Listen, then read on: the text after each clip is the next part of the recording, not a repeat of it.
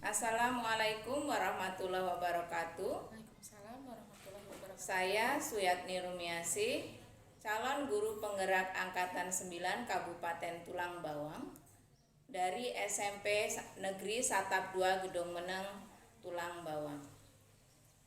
Kali ini kami akan mengadakan supervisi kelas dengan rekan saya. Baiklah, perkenalkan nama saya Nia Zainia, guru mata pelajaran agama Islam, dan saya dari SNPN Satap 2 Gedung Menang. Oke, terima kasih Bu Nia. Ya, Bu. Sebelumnya Bu Nia, jadi supervisi ini tujuannya untuk mengevaluasi dan merefleksi kegiatan pembelajaran yang Ibu lakukan di kelas. Nah, sebelum kita melakukan supervisi, kita akan adakan percakapan pra-supervisi atau pra-observasi yang tujuannya supaya nanti pada saat supervisi di kelas Bu Nia akan lebih siap. Seperti itu. Bu Nia, sebelum kita melangkah yang selanjutnya, tujuan pembelajaran yang nanti akan Ibu ajarkan pada saat supervisi apa saja ya Bu? Ya. Baik, tujuan pembelajaran saya untuk besok itu ada dua ya Bu ya. Ya. Yang pertama, murid mampu menjelaskan hikmah puasa wajib dan puasa sunnah dengan benar. Yang kedua, murid mampu memaparkan hikmah pelaksanaan puasa wajib dan puasa sunnah dengan baik. Itu Bu, ada dua. Ya, baik Bu, itu tujuan pembelajaran Ibu ya Bu. Sekarang pada saat supervisi nanti, kira-kira Ibu ingin saya amati ranah pengembangan dari keterampilan Ibu yang mana yang ingin saya amati? Iya, saya ingin Ibu mengamati saya mengenai kompetensi saya dalam mengelola kelas. Mengelola kelas, baik. Itu bagus sekali ya Bu ya. Meningkatkan kemampuan mengelola kelas. Apa tujuan Ibu meningkatkan kompetensi Ibu tersebut? Ya. Yang pertama, saya ingin menciptakan kelas yang kondusif sehingga murid aktif dan tidak ribut saat pembelajaran berlangsung Bu. Oh iya. Apa saja yang sudah Ibu lakukan selama ini untuk mencapai tujuan tersebut? Iya. Nah, di sini saya sudah mencoba berbagai metode pelajaran, tetapi belum ada yang benar-benar efektif. Gitu, Bu. Belum ya Bu ya, Iya. belum menemukan yang efektif ya. Iya, Bu.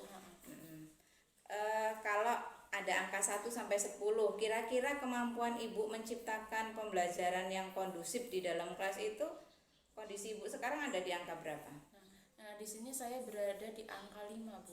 Angka 5. Terus setelah ini supervisi nanti pengembangan Ibu, kira-kira Ibu pengen ke angka berapa? Dari 1 sampai 10 ya Bu ya. Tidak perlu yang maksimal sekali di angka 10, tapi saya menginginkan di angka 8. Untuk mencapai angka 8 tadi kan ada tantangan-tantangan yang Ibu hadapi ya Bu. Iya. Ibu merasa tantangan Ibu itu apa saja Bu? Tantangan saya itu saya masih kesulitan Bu untuk mengendalikan siswa yang suka ribut saat pembelajaran berlangsung. Iya. Nah, di situ anak-anak juga kurang membosankan juga sepertinya Bu. Jadi anak-anak tuh ribut sekali di kelas. Jadi anak-anak di kelas tuh ribut sebabnya karena bosan ya Bu ya. Bosan bukan karena dia tidak paham pembelajarannya Bu. Iya, bukan Bu. Bukan, jadi karena bosan. Jadi gini Bu, sekarang kita mulai mengatur strategi ya gimana caranya supaya bisa mengendalikan murid yang suka ribut tadi. Kalau Ibu sudah tahu penyebabnya, kalau anak itu bosan sehingga dia ribut, kira-kira apa yang akan Ibu lakukan nanti supaya bisa mengendalikan itu? Nah, di sini saya menggunakan metode Bu, Mengubah metode ya Bu. saya akan mengubah metode pembelajaran yang lebih bervariasi agar siswa itu tidak bosan dan tidak ribut saat pembelajaran. Jadi dulu Ibu pakai metode Ceramah. ceramah. Nah, sekarang yang akan Ibu terapkan. Nah, di sini saya akan menggunakan metode diskusi dan presentasi, dan setelah itu dalam pembelajaran juga diselipkan ice breaking, jadi agar anak-anak tuh semangat pembelajaran. Oke, berarti ice breaking supaya tidak bosan dan lebih fokus, dan metode diskusi presentasi supaya anak lebih aktif ya Bu ya. Berarti Ibu Nia udah ada gambaran apa yang akan dilakukan nanti ya Bu Nia di kelas supaya keributan itu tidak terjadi lagi dan anak lebih aktif. Kapan Ibu akan melaksanakan metode Ibu tadi? Baik, insya Allah saya akan melaksanakan supervisi di hari Selasa besok jam pertama pada kelas 8 Bu. Sesuai jadwal supervisi yang sudah kita sepakati. Oke. Baik Bu, jadi untuk percakapan pra-observasi itu saya rasa sudah cukup ya Bu ya. Nanti Ibu implementasikan ini ke kelas, saya akan mengamati kegiatan Ibu di kelas. Nanti setelah itu kita akan adakan percakapan pasca observasi untuk memberikan Ibu merefleksi pembelajaran dan saya akan memberikan umpan balik. Saya merasa nggak sabar nih menunggu aksinya Ibu di dalam kelas. Ya Bu, terima kasih. Ya, sama-sama Bu. Ya, Assalamualaikum. Assalamualaikum warahmatullahi.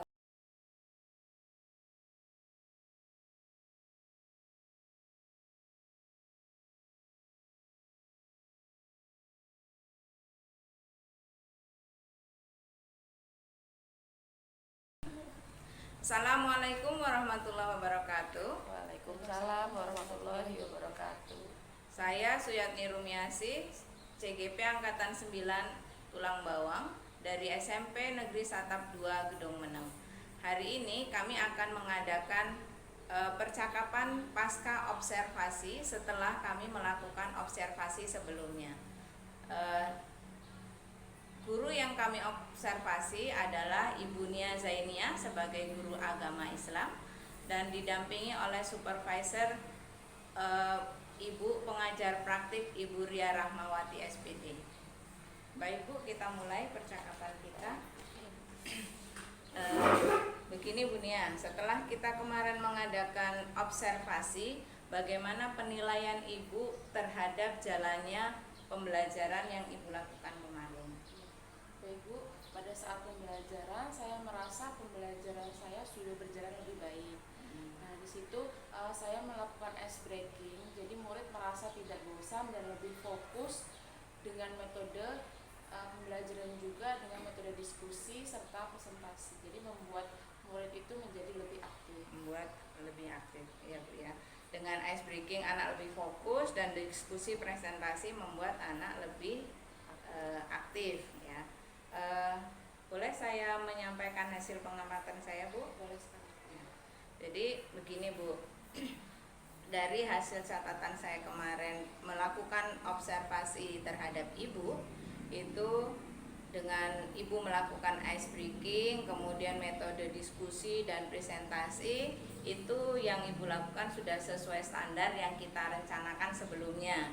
Dan hasilnya juga bisa kita lihat bahwa murid itu tidak ada yang ribut sendiri lagi ya Bu ya. Itu sudah sesuai standar. Kalau menurut Ibu bagaimana penilaian saya? Ya Bu, saya merasa senang mendengarnya. Kalau penilaian saya sudah baik di supervisi oleh Ibu. Oke, jadi namun demikian masih ada hal-hal sebenarnya yang bisa dikembangkan lagi Bu. Jadi nggak cukup segitu, Ibu bisa mengembangkan lebih lagi keterampilan Ibu mengelola kelas. Tadi saya lihat pada saat supervisi, pada saat Ibu mengamati pengelompokan yang Ibu lakukan, itu kelompok yang Ibu lakukan itu masih heterogen. Jadi ada anak yang pintar, anak yang sedang, dan anak yang kurang, itu masih dalam satu kelompok. Jadi saya lihat walaupun anak-anak itu udah nggak ribut, terlihat aktif, tapi masih ada 1-2 orang itu yang bergantung pada temannya yang lebih pintar seperti itu. Jadi bagaimana menurut Ibu? Iya Bu, saya juga masih melihat ada anggota kelompok yang masih bergantung dengan anggota yang lebih pintar.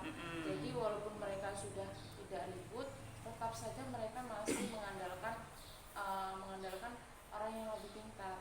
Jadi anggota kelompoknya itu tidak bareng bekerja dalam satu taraf, tapi ada yang seperti ini ya Bu ya, ada yang rencana Ibu untuk mengatasi itu ada nggak Bu?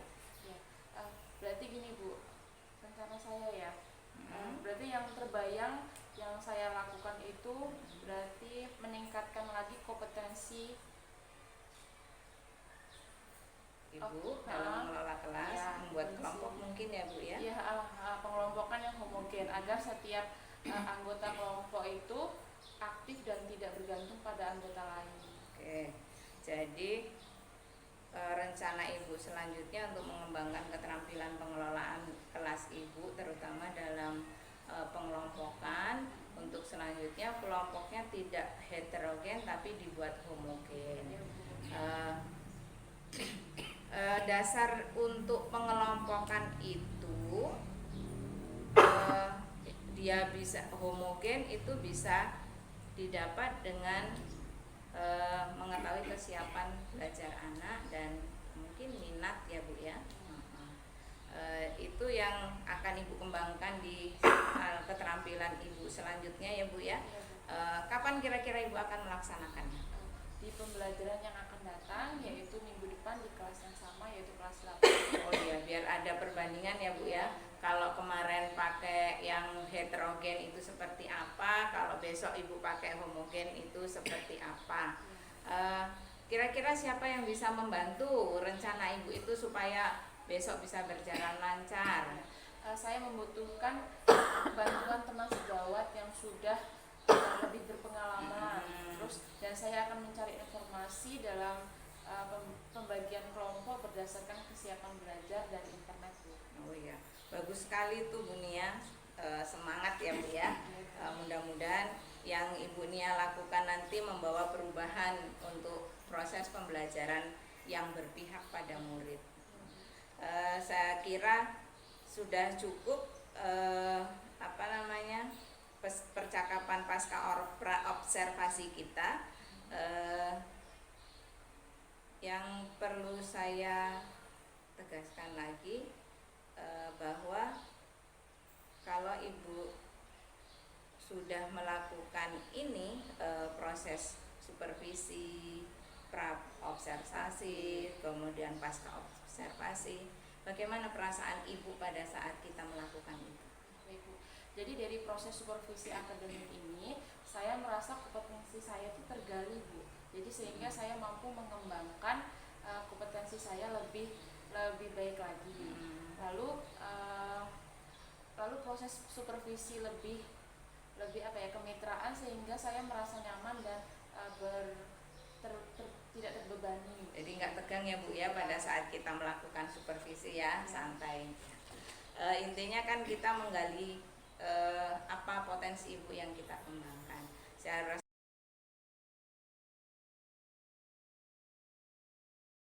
baik terkait dengan pasca observasi yang sudah Ibu Suyatni lakukan bersama dengan rekan sejawat, semuanya sudah baik. Saya lihat dari percakapan yang sudah terjadi, di mana adanya pemasukan dalam pembelajaran berdiferensiasi, kemudian terkait dengan KSE Bu Suyatni, jadi nanti RPP-nya untuk lebih detail. Ketika RPP dibaca oleh orang lain, di situ orang lain bisa jelas bahwa di situ ada diferensiasinya, ada KSE-nya di bagian yang mana. Nah, harapannya ke depan untuk bisa dibagikan ilmu yang sudah didapat kepada rekan-rekan yang lain gitu ya. Itu mungkin dari saya itu cukup. Terima kasih.